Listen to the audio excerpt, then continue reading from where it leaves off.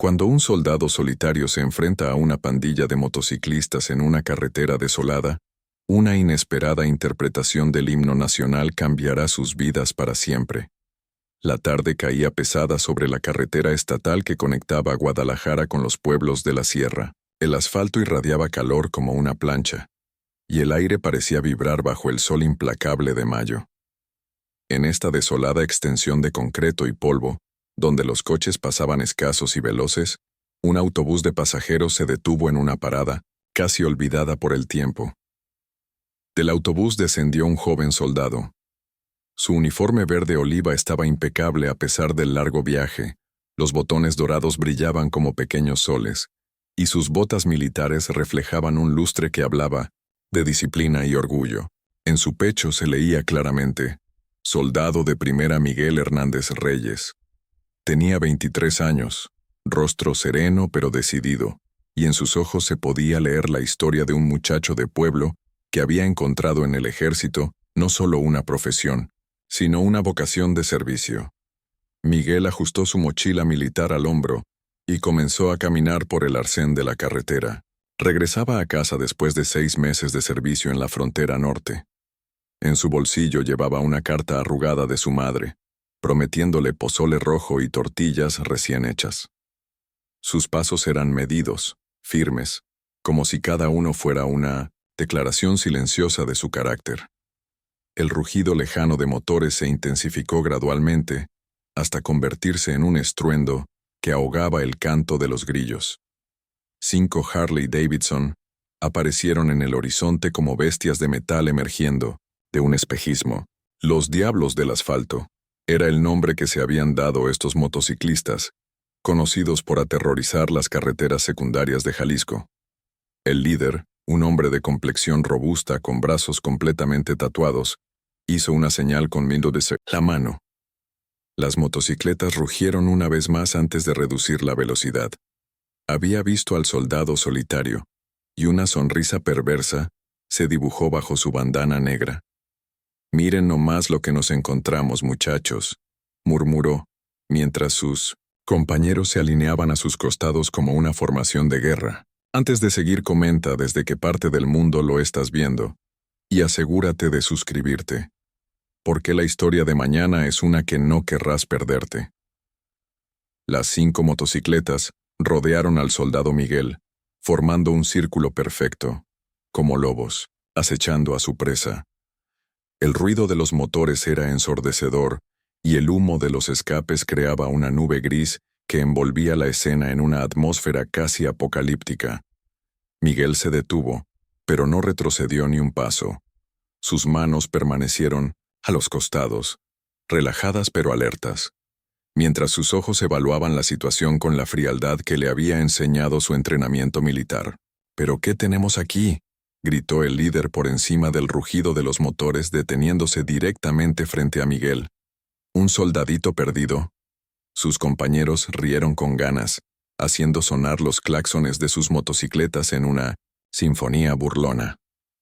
El líder se quitó el casco, revelando una cabeza rapada cubierta de cicatrices y un rostro curtido por años de vida en la carretera. Miguel lo miró directamente a los ojos sin pestañear.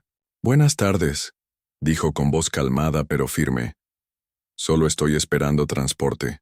No busco problemas». Su respuesta era cortés, pero había algo en su tono que denotaba que tampoco los temía.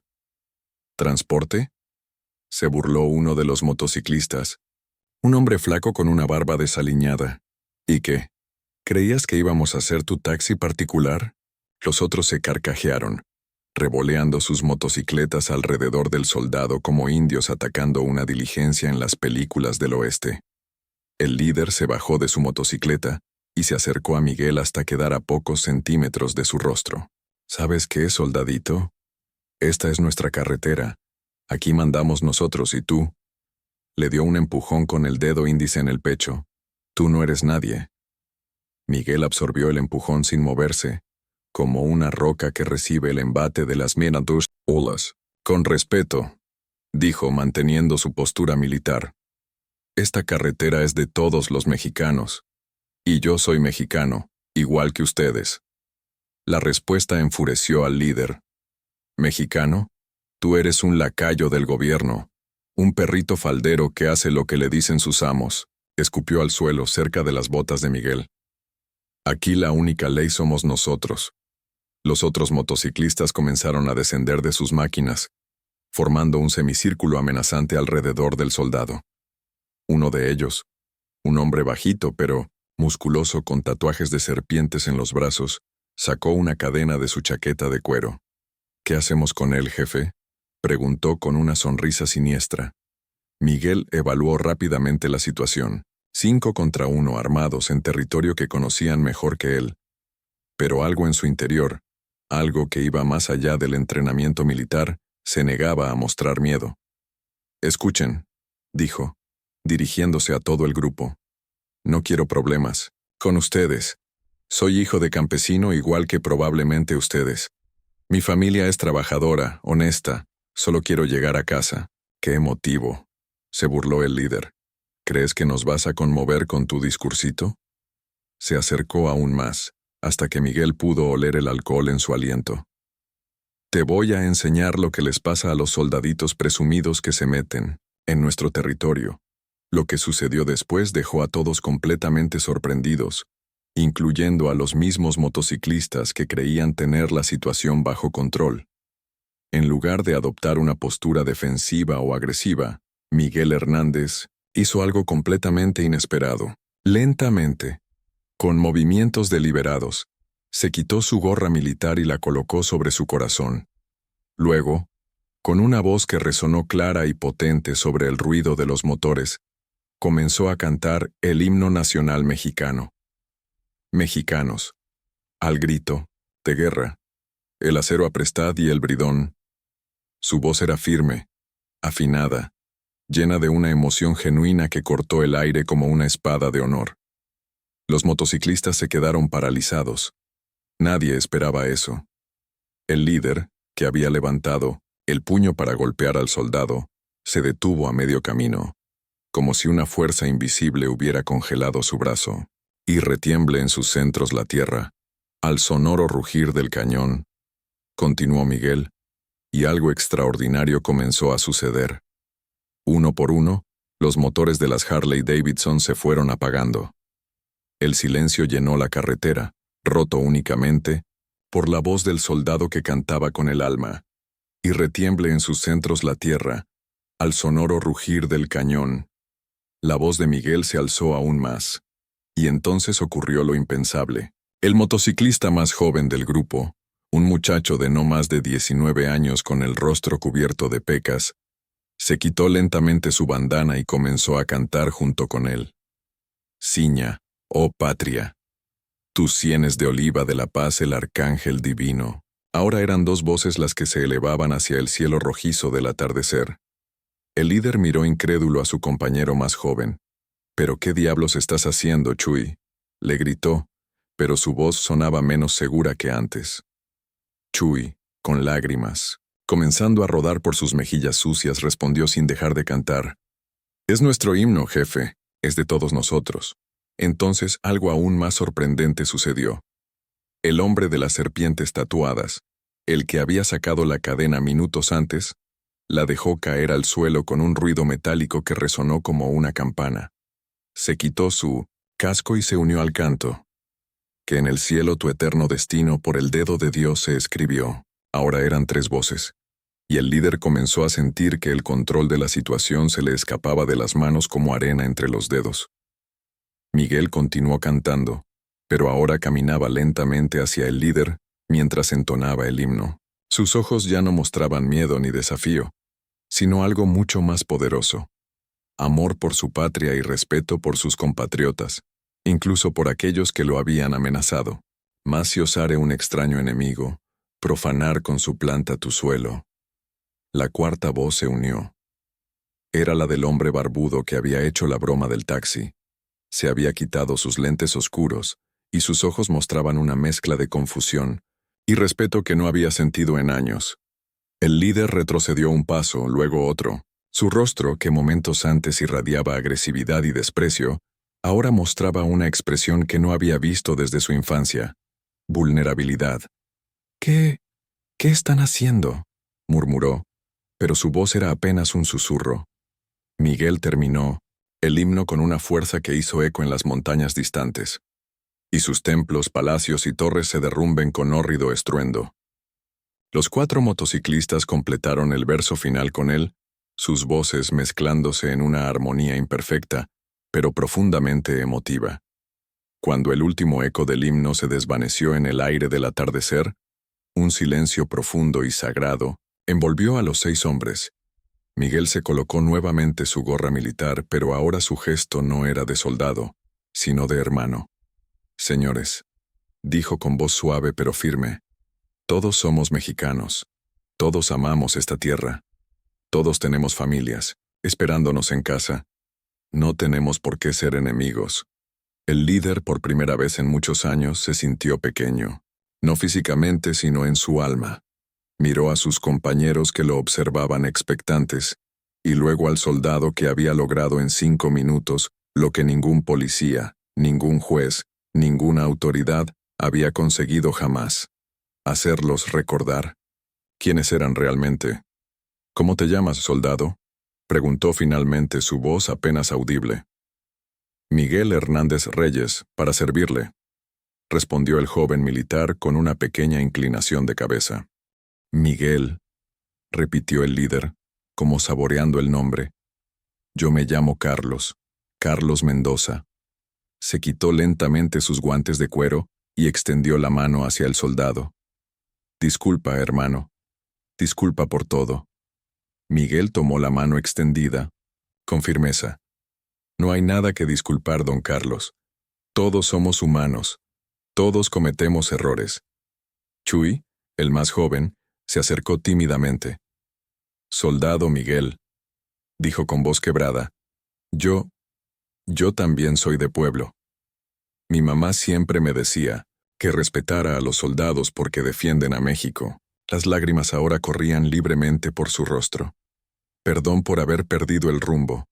Miguel puso una mano paterna en el hombro del muchacho. «Nunca es tarde para encontrar el camino de regreso a casa, hijo». Lo que siguió a continuación se convertiría en una leyenda que se contaría en cantinas, mercados y plazas de todo Jalisco durante años. Carlos Mendoza, el temido líder de los Diablos del Asfalto, hizo algo que nadie, ni siquiera sus propios compañeros, habría imaginado. Jamás. Se dirigió a su motocicleta, abrió uno de los compartimentos laterales y sacó una pequeña bandera mexicana que llevaba guardada desde sus días como mecánico honesto, antes de que la vida lo llevara por caminos oscuros. «¿Saben qué, muchachos?», dijo, desplegando la bandera al viento. «Creo que hemos olvidado para qué sirven estas máquinas realmente». Señaló las motocicletas que brillaban bajo el sol poniente. «No para intimidar, no para lastimar, sino para ser libres en nuestra propia tierra». Miguel observaba la escena con una mezcla de asombro y esperanza. Había visto transformaciones similares durante su servicio, pero ninguna tan rápida y profunda como esta. «Soldado Miguel», continuó Carlos, «¿a dónde dijiste que ibas?» «A Tepatitlán, don Carlos. Mi familia tiene un rancho pequeño allá».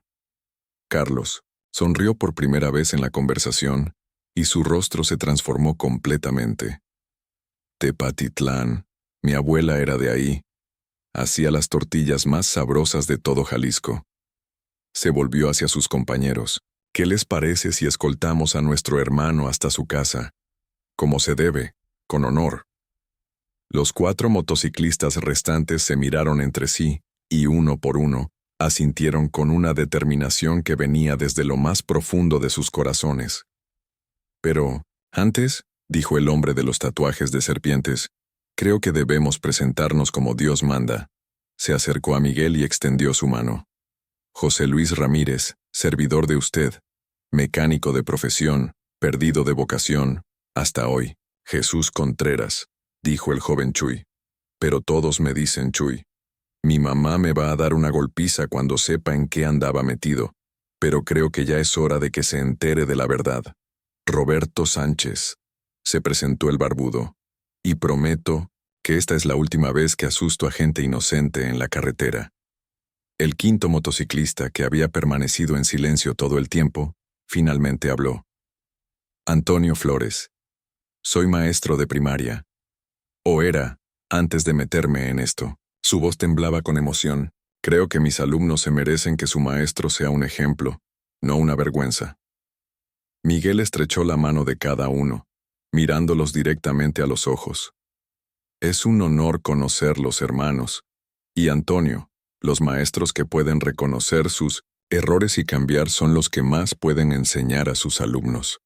Carlos aplaudió una vez, fuerte, como sellando un pacto. Entonces está decidido. Formación de escolta para el soldado Miguel Hernández Reyes. Se volvió hacia Miguel con una expresión seria pero amistosa. Pero hay una condición, hermano. ¿Cuál es?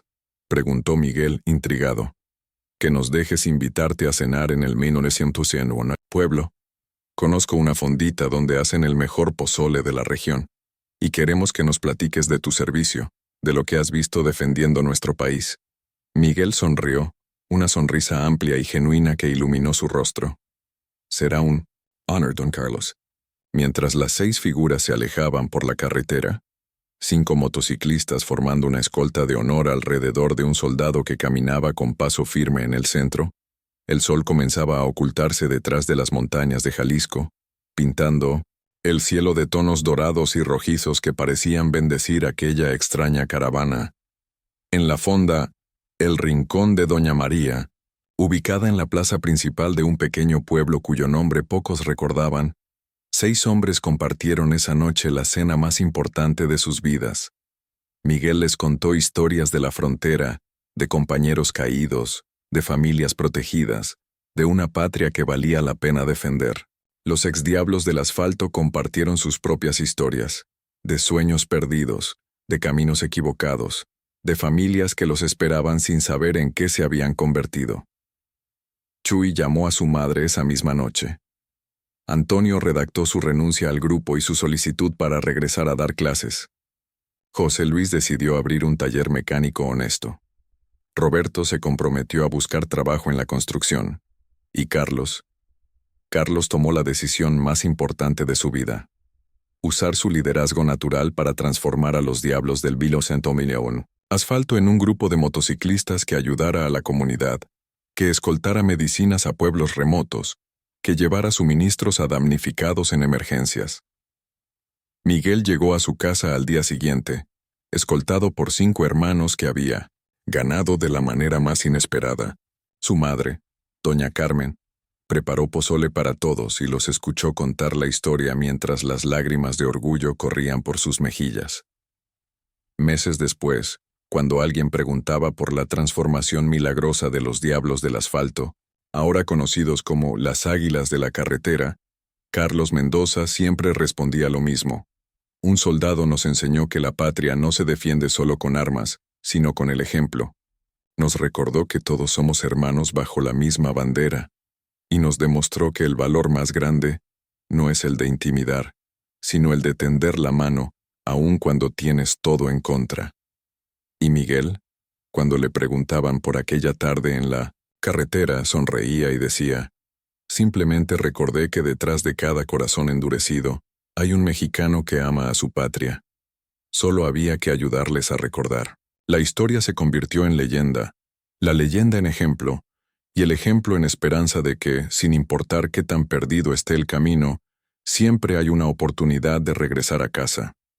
Porque la verdadera fuerza de un soldado no está en su arma, sino en su capacidad de tocar el corazón de sus hermanos.